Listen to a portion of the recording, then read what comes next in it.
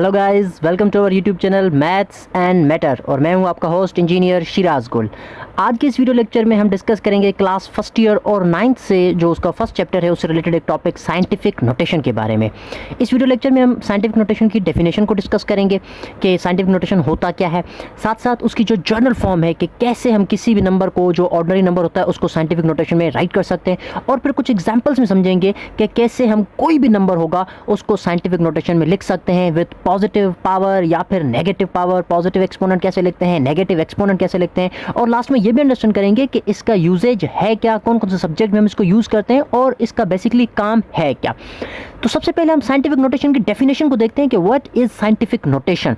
इसकी डेफिनेशन बहुत ही आसान है कि a simple and convenient method, या आप कह सकते हैं कि an easy method to write the numbers that are very large or very small in the power of 10। तो सिंपल ये है कि मैथमेटिकली या स्टैंडर्ड फॉर्म में या साइंटिफिक एक वे है जिसमें हम किसी भी नंबर को राइट कर सकते हैं। कौन से नंबर्स को? जो बहुत ही बड़े होंगे या बहुत ही छोटे होंगे। और कैसे लिखेंगे? उन सब को हम लिखेंगे पावर ऑफ 10 में। इसका मतलब है कि साइंटिफिक नोटेशन एक स्टैंडर्ड फॉर्म है उन नंबर्स को लिखने का which are very large or very small in the power of 10। That method is called as, that easy method, that standard form is called as scientific notation. मतलब अगर हमारे पास कोई भी नंबर होगा जिसकी वैल्यू बहुत बड़ी है, जिसकी वैल्यू या बहुत ही स्मॉल वैल्यू है, जैसे 0.0000 इस तरह की कोई वैल्यू है, या बहुत ही लार्ज वैल्यू है जिसमें हमें लिखने में बहुत ज़्यादा टाइम लग रहा है और बहुत ज़्यादा स्पेस कंज्यूम हो रहा है, तो स्पेस और टाइम को बचाने के लिए हमारे पास एक स्टैंडर्ड फॉर्म है, एक मैथमेटिकल फॉर्म है नंबर्स को लिखने का। उस मेथड को हम साइंटिफिक नोटेशन कहते हैं। जब हम किसी भी ऑर्डिनरी नंबर को साइंटिफिक नोटेशन में राइट करते हैं तो जो उसका जर्नल फॉर्म होता है वो बेसिकली 3 कंपोनेंट्स पर मुश्तमिल होता है। That is the journal form of scientific notation m multiply by 10 power n। कुछ बुक्स में आपको यही form a multiply by 10 power b भी मिलेगा। मतलब आप सिंबल्स में कुछ भी यूज कर सकते हैं, लेकिन उसका जो कंपोनेंट्स होते हैं वो टोटल 3 होते हैं। तो पहले तो इन कंपोनेंट्स को अंडरस्टैंड करते हैं कि सबसे पहले ये जो m लिखा हुआ है that is the coefficient of scientific notation. यहां पे ये बात याद रखिएगा कि जो कोफिशिएंट होगा साइंटिफिक नोटेशन का उसकी वैल्यू 1 से लेकर 9 तक कोई भी नंबर हो सकती है, लेकिन वो हमेशा याद रखिएगा कि नॉन जीरो नंबर होना चाहिए और वो 9 तक ही होना चाहिए। 9 से ग्रेटर नहीं हो सकता, 1 से लेस नहीं हो सकता, और 9 से ग्रेटर दैट मीन्स 10 या 10 से बड़ा नंबर जो है वो नहीं हो सकता। That coefficient should be equal or between 1 and 9। जिस भी नंबर के ऊपर मैथ में पावर होती है उसे बेस कहा जाता है, और साइंटिफिक नोटेशन में क्योंकि हमने यहाँ पे इसकी डेफिनेशन में ही राइट किया है कि इसकी जो भी नंबर होगा उसको पावर ऑफ 10 में लिखा जाएगा। इसका मतलब है कि इसकी जो बेस है वो हमेशा 10 ही रहेगी, and that n is the exponent. Exponent power को कहा जाता है। ये जो पावर है ये साइंटिफिक नोटेशन में पॉजिटिव भी हो सकती है फॉर वेरी लार्ज नंबर्स, और नेगेटिव होगी फॉर वेरी स्मॉल नंबर्स। तो ये इसका जो जर्नल फॉर्म है इसके बेसिकली 3 कंपोनेंट्स होते हैं, कोफिशिएंट, बेस और exponent. Exponent can be positive और negative, base should always remain 10, और जो कोफिशिएंट है वो आपके पास 1 और 9 के बीच में कोई भी नंबर हो सकता है। अब हम कुछ एग्जांपल्स में देखते हैं कि कैसे हम किसी भी नंबर को साइंटिफिक नोटेशन में राइट कर सकते हैं। उसके लिए मैंने कुछ जर्नल नंबर्स जिनकी वैल्यू बहुत ही लार्ज है या बहुत ही स्मॉल, इसी तरह के कुछ नंबर्स लिखे हैं। इससे ये भी समझ में आ जाएगा कि साइंटिफिक नोटेशन का असल में मकसद है क्या। सबसे पहले एग्जाम्पल देखें, हमने लिखी है मास ऑफ अर्थ। हमारे जो प्लैनेट है ज़मीन, इसका जो टोटल मास है अगर हम उसको राइट करना चाहे ऑर्डिनरी फॉर्म में या जैसे आम नंबर्स हम लिखते हैं उस तरीके से, तो ये है 6 के साथ 24 जीरोस, इतने किलोग्राम हमारी अर्थ का मास है। अब देखें जब मैंने इसको लिखा है तो एक तो बहुत ज़्यादा टाइम कंज्यूम हुआ और साथ साथ इसने बहुत ज़्यादा स्पेस कंज्यूम किया है। तो इस टाइम और स्पेस को बचाने के लिए, और ये एक स्टैंडर्ड फॉर्म नहीं है, ये एक ऑर्डिनरी फॉर्म है, तो इन नंबर्स को मैथमेटिकली अब हम लिखेंगे एक स्टैंडर्ड फॉर्म में, उसी को हम साइंटिफिक नोटेशन कहते हैं। तो सबसे पहले इसको लिखना क्या है कि यहाँ पर आपको एक रूल याद करना है। क्या रूल है?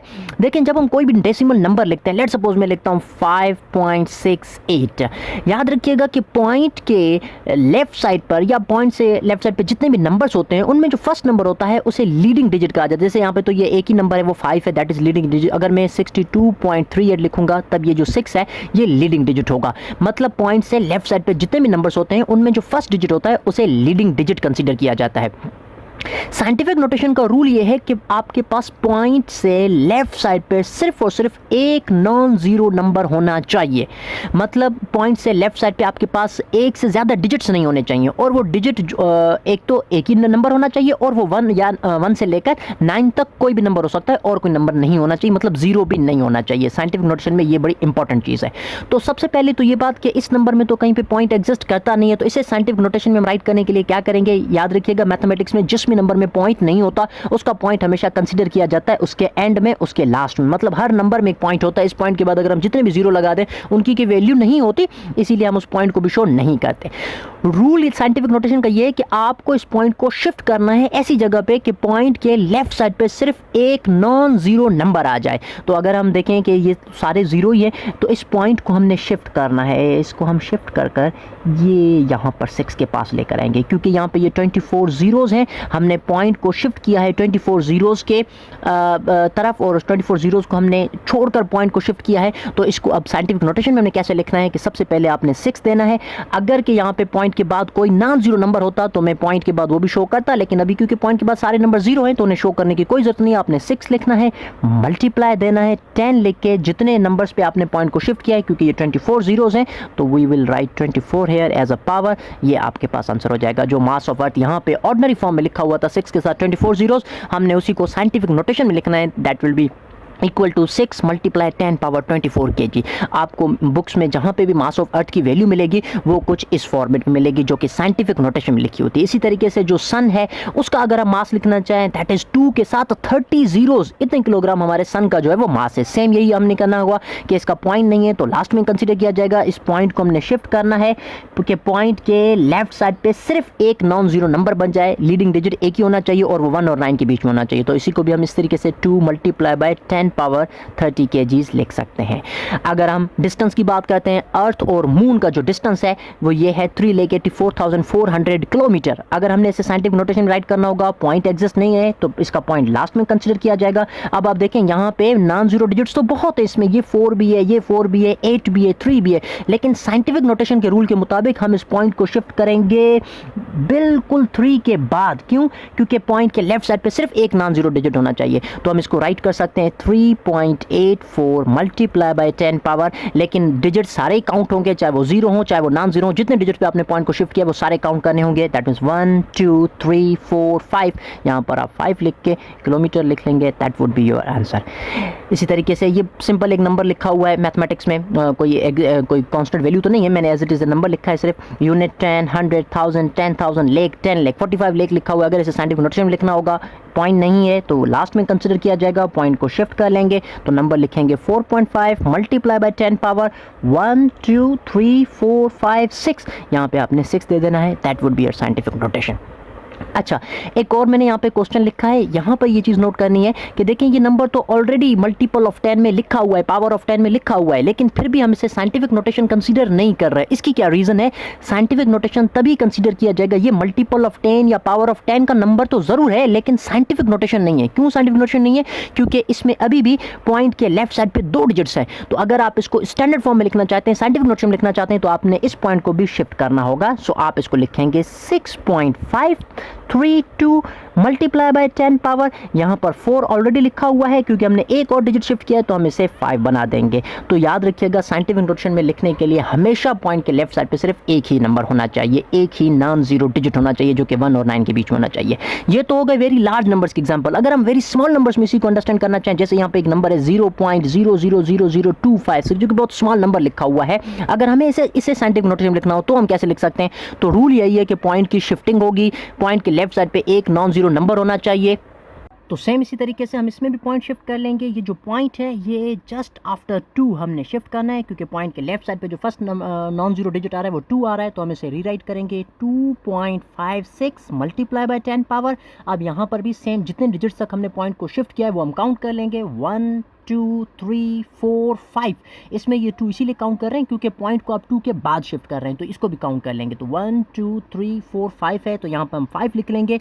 लेकिन अब क्योंकि पॉइंट शिफ्टिंग का जो डायरेक्शन है वो चेंज है, पहले आप तमाम नंबर्स में पॉइंट इस डायरेक्शन में शिफ्ट कर रहे थे, लेकिन अभी पॉइंट शिफ्टिंग का जो डायरेक्शन है वो चेंज हो चुका है, तो यहाँ पर आपने जो पावर देनी है वो नेगेटिव देनी है। तो दो चीज़ें याद करनी है कि वेरी लार्ज नंबर में हमें पॉजिटिव पावर और वेरी स्मॉल नंबर्स में हमें नेगेटिव पावर देनी है। या आप पॉइंट शिफ्टिंग के जो डायरेक्शन है उससे चेंज कर लेंगे कि अगर आप इस डायरेक्शन में राइट टू लेफ्ट पॉइंट को शिफ्ट कर रहे हैं तो आपने पॉजिटिव पावर देनी है, और अगर आप पॉइंट शिफ्टिंग का direction from left to right है तब आपने नेगेटिव पावर देनी है। इसी तरीके से एक और नंबर में हमने लिखा है मास ऑफ इलेक्ट्रॉन।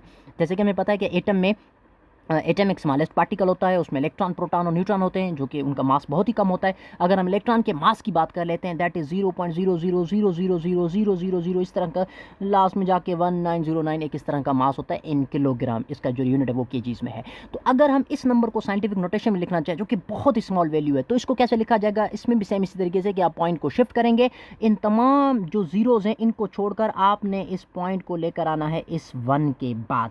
यहाँ पे ये 30 जो है वो जीरोज़ हैं, उसके बाद 1 है। या अगर आप काउंट कर लेंगे, यहाँ पे मैंने 30 जीरोज़ लिखे हैं, उसके बाद 1 लिखा है। तो अगर आप मास ऑफ इलेक्ट्रॉन कहीं पे भी सर्च करेंगे, बुक्स वगैरह में देखेंगे, तो आपने इसकी वैल्यू कुछ इस तरह से लिखी देखी होगी 1.9 मल्टीप्लाई बाय 10 पावर -31 kg। तो ये -31 kg इस तरह से आता है कि जो ऑर्डिनरी फॉर्म है वो कुछ इस तरह से लिखी होती है, लेकिन उसको हम जब साइंटिफिक नोटेशन में राइट करते हैं तो कुछ इस तरीके से आ जाता है कि 1 के बाद पॉइंट आ जाएगा 0.9 मल्टीप्लाई बाय 10 पावर, यहाँ पे 30 ये जीरोज़ और ये जो 1 है उसके बाद हमने पॉइंट को शिफ्ट किया है, तो ये नंबर बन जाएगा 1.9 मल्टीप्लाई बाय 10 पावर -31 kg। तो इस तरह से कोई भी जो नंबर होगा जो कि बहुत बड़ा होगा, बहुत छोटा होगा, उसको हम साइंटिफिक नोटेशन में राइट कर सकते हैं।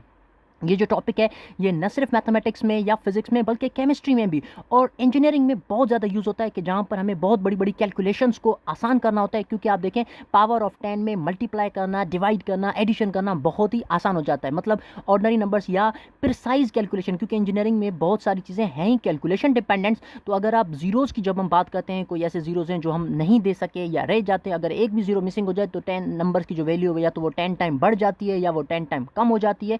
तो इस तरह की जीरोज़ की जो कैलकुलेशन है उससे बचने के लिए नंबर्स को हमेशा साइंटिफिक नोटेशन में लिखा जाता है। तो इंजीनियरिंग में, मैथमेटिक्स में, फिजिक्स में, केमिस्ट्री में और साइंस में इसका बहुत ज़्यादा यूज़ होता है। नंबर्स को लिखने का जो स्टैंडर्ड फॉर्म है, अब नंबर्स को ऑर्डिनरी मेथड में बहुत ही कम लिखा जाता है। तो जब भी आप कोई भी, स्पेशली फिजिक्स में जब आप न्यूमेरिकल सॉल्व कर रहे हो, जो भी आपका आंसर आ जाए आप अपने आंसर को लास्ट में साइंटिफिक नोटेशन में कन्वर्ट कीजिएगा। और सेकंड लास्ट पर ये भी याद रख लें कि जब आप किसी भी टेस्ट में आते हैं, ईकेट वगैरह में, एमकेट में, तो वहाँ पे भी आपका जो आंसर होता है वो ऑर्डिनरी फॉर्म में नहीं लिखा मिलेगा। आपको जो भी आंसर शीट के ऊपर मिलेगा वो हमेशा जो है वो इसमें साइंटिफिक नोटेशन में मिलेगा। तो आप ऑर्डिनरी नंबर जो भी लिखा हो, जब आप न्यूमेरिकल सॉल्व करें तो उसको लास्ट में साइंटिफिक नोटेशन में ही लिखिएगा। उम्मीद करता हूँ कि आपको ये सारा लेक्चर समझ में आ चुका होगा। और अगर आप इस तरह के और भी लेक्चर सुनना चाहते हैं तो हमारे चैनल को लाइक करें, सब्सक्राइब करें और बेल आइकन प्रेस कर दीजिएगा ताकि आने वाली वीडियोस का भी नोटिफिकेशन मिलता रहे। तब तक के लिए मुझे दीजिएगा इजाज़त। Thank you. अल्लाह हाफिज़।